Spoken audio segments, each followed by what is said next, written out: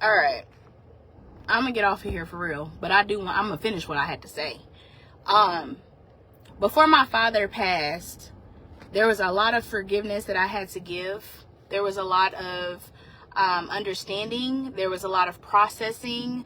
There was a lot of grace. There was a lot of these things that I had to give him. A lot of unanswered questions, right, that I wanted answers to, but he never gave them to me because he did not know how to, right? He wasn't at that space that he knew how to. What I think is beautiful, though, is that my father was not able to give me the love or the patience or the care or the things that I thought that I needed as a child. He was able to give it to my children, though. So he was very patient with them, very loving.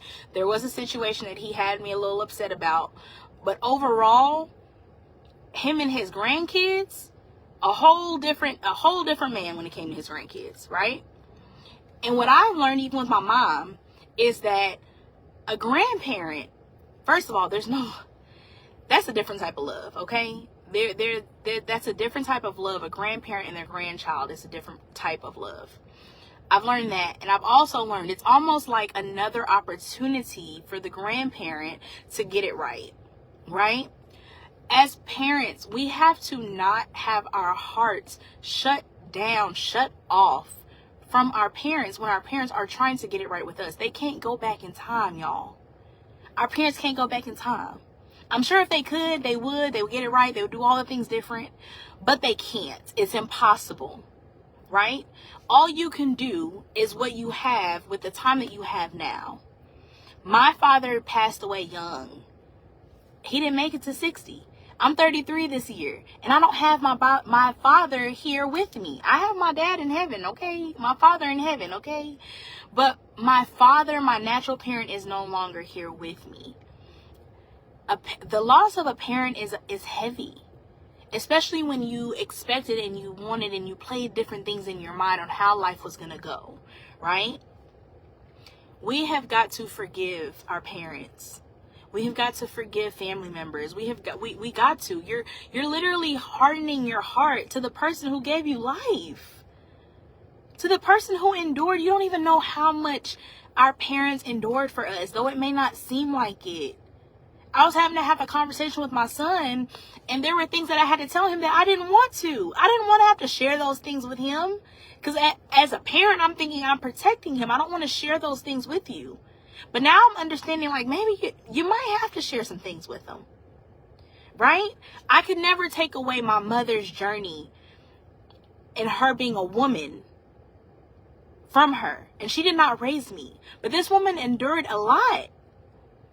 I couldn't see myself just having a heart and heart. I need my mama. Okay? There's times I just go over to her house and I just sit on the couch and recline back, and baby, I take a nap. Wow, them kids running around, you got it. Handle your grandkids, baby. I'm finna take a nap. I'm tired. Let's not be the reason that family dynamic is not the way that you want it to be. Because you play a role in that. We play a role in that. I ain't come on here to talk about that, but I'm seeing that a lot. Like, I'm seeing that a lot when I go to patients' homes, and it's either their family is very involved or their family is not involved. And I don't know these people's story. I don't know what happened, but I do know that can't nothing be that bad, y'all. Can't nothing be that bad. So where you don't want to have a conversation and say, hey, how you doing? I just wanted to check in on you, make sure you're good, tell you I love you. I visited one family, and the grandson was the child that no one thought was going to be worth anything. And he's now the one that's here taking care of the grandparents. So be mindful who you put your mouth on. Be mindful of that kid that you put your mouth on. That you say ain't going to be worth nothing and ain't going to do nothing and all that. Be mindful of that. Every child, every person, every child should have a parent that is looking at their gifts and helping to cultivate and move them along in life and how God would have them to be. Minister Devin was trying to tell me that months ago about Michael. You know, like, he's your son, but he's God's son first. And I'm having to remember that with Michael, and I'm having to remember that with Jeremiah, and I'm having to remember that with Brianna. I'm having to remember that with Tristan, with Marcellus, with every child that God has trusted me with. That they're not in my life for no reason. Right? God did not ordain for your mom to be your mom for no reason. God did not ordain your father to be your father for no reason. I don't care how bad they are and how much they did not do or did do for you. They sacrificed a lot. They endured a lot. You don't even know half the story. My mom has only shared parts of her story with me. Parts of her story with me. And I know it's so much more, but man, when I think about it, I'm like, I couldn't have went through that. She's told me when I was in my 20s, you couldn't have walked a mile in my shoes. And she's right. I couldn't have. And we're talking about the woman who did not raise me. It wasn't because of any other reason other than that just wasn't the journey that God had for my life. My father raised me. He was not the best parent, okay? But the things that he implemented in me is the reason that Tiara is who she is. And did it come with some healing? Yeah. Did it come with some therapy? Yeah. Some prayer? Yeah. But hey, I became who he wanted to see. I'm successful. I'm in a career. I have my kids. I'm married. At the end of the day, what he wanted, he got. So all I'm saying is let's not be so quick to just cut our parents off. Let's not be so quick to try to judge our parents on what they did or did not do. Let's not be so quick to say what you would or would not have done. Well, then just do it. I said I would never whoop my kids because of how many whoopings I got. And baby, I'm understanding why whippings are necessary. First of all, I said I was never going to have children. I said I was never going to get married. Okay? All my life I said that. My dad found out I was having a child and I was getting married. He was like, oh no, not the girl who said. So I'm going to get off of here, you guys. I pray that this was helpful. I do have my whatever was going on. I had to do this. So there's another video right before this one. Go watch it.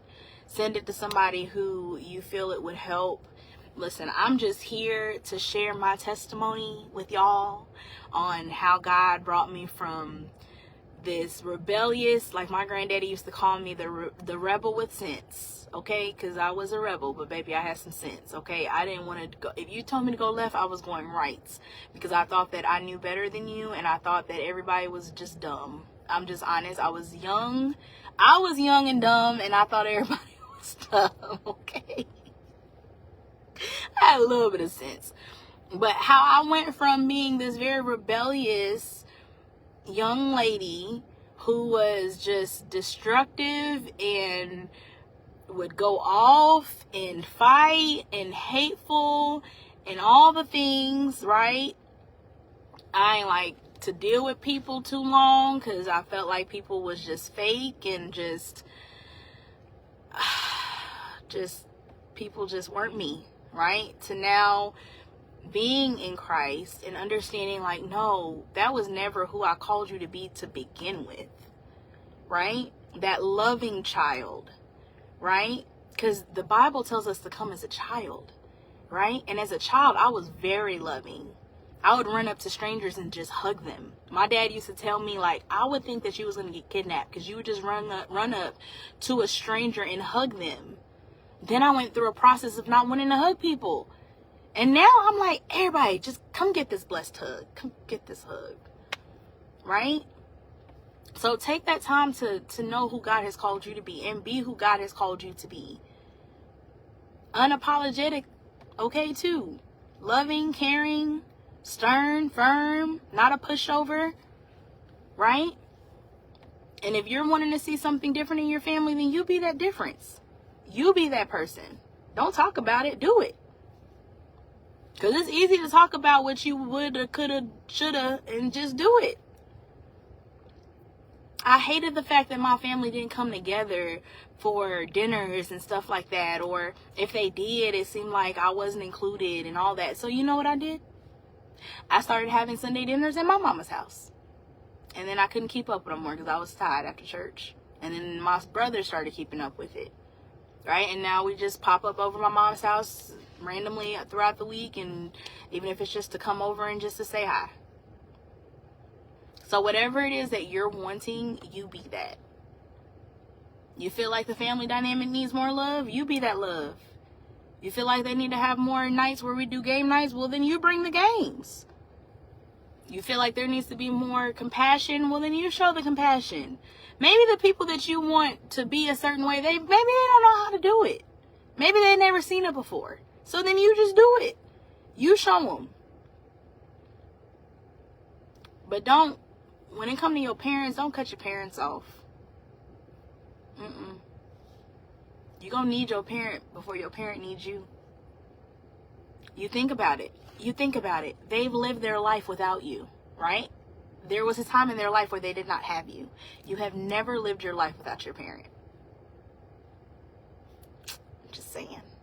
I'm off of here. I love you guys. Be encouraged. I pray that your day is going well, okay? I have done all my charting, all my stuff for the day. I'm so excited to just go. I think I'm going to go back over to my mom's house today to see my aunt. She's leaving me. But I'm off of here, you guys. If you're looking for a church to come out and fellowship with you guys, True Praise Spiritual Church. We are at 440 Shelby Rd in Everman, Texas, 76140. We are under the leadership of our pastor, Pastor Dietrich Hicks, and Administrator Deacon Joe Hicks, you guys. One thing I would say is this, because people, I said this on the last video, people get on this high of when they go to church and, you know, the pastor speaks something into their life, or, you know, something is confirmed in their life, and they feel this high and they're like, oh yeah, you know, but then, okay, what happens after that?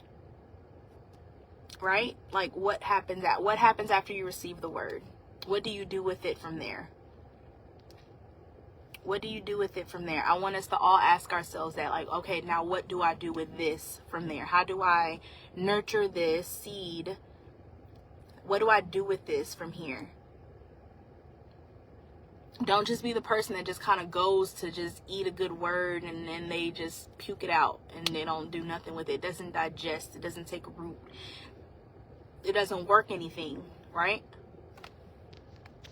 Because there should be evidence of seeds that are sown.